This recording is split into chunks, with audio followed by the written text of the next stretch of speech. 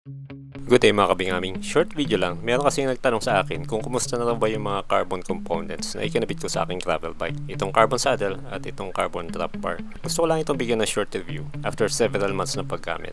Unahin muna natin itong Elita 1 carbon saddle na nabili ko last year ng mga 400 pesos. Nabanggit ko na dati na hindi naman talaga ito full carbon. Ang carbon lang dito ay ang kanyang railing at ang shell nito ay plastic. Ang unang naging problema nito ay ang kanyang padding. Yung coating niya ay nababakbak na. Medyo manipis at madaling matanggal yung leather na bumabalot sa EPS foam. Ganun pa man, nagagamit ko pa rin ito. Okay naman siya sa long ride kahit manipis lang yung padding nito at medyo matigas.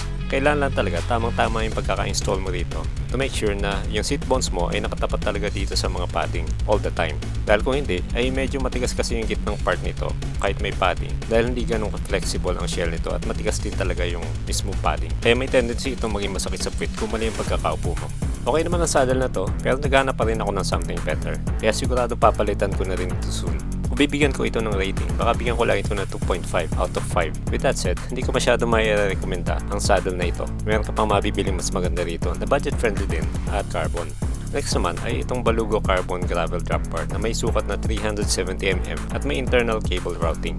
Ito ay typical na super flared na drop bar at ang sukat nito sa dulo ng drops ay 510mm.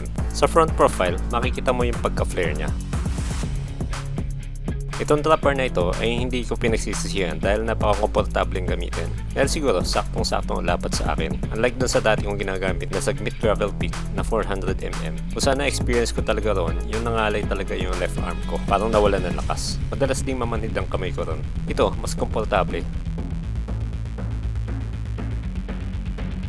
Ang pinaka-komportable rito ay ang kanyang flat tops. Ang sarap hawakan ng tops nito. Napaka-komportable sa kamay. Kahit ilang oras ako nakahawak dito ay walang problema. Hindi lang dahil sa flat tops, ito ay dahil din sa kanyang shape kaya naging ergonomic. Kung titingnan mo yung front profile nito, naka-curve ang tops nito pababa. Kaya kapag nakahawak ka rito ay very comfortable talaga dahil napapahinga yung kamay ko. Kung gusto ko lang magpahinga, mag-relax, mag-recover habang pumipedal, dito ako mahawak.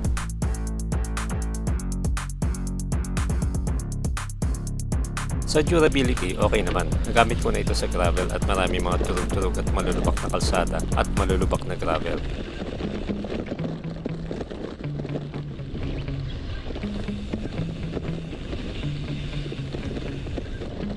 Ang maganda pa rito, hindi ito mahal kumpara sa ibang mga carbon gravel drop bar. Kaya maire-recommend ako ang gravel drop bar na to. Kung i-rate ko ito, ay bibigyan ko talaga ito ng 5 out of 5 stars.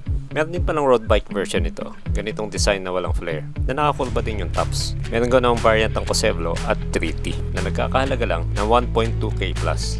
Kaya lang, ang pinakamaliit o pinaka-narrow nila ay 380mm lang. Ilalagay ko na rin yung mga link nito sa description. At napapansin nyo rin ba, itong aking carbon stem.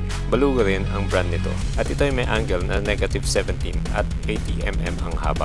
Nagamit ko rin na rin to sa mga lubak at durug-durug na kalsada. Kasabay nitong carbon drop bar. At mukha namang matibay talaga dahil napakakapal talaga ng carbon stem na to. Sa weight ay tumitimbang lang ito ng 150 grams. So again, kung gusto nyo bumili ng ganitong carbon drop bar at carbon stem, ilalagay ko po sa description ang mga link nito.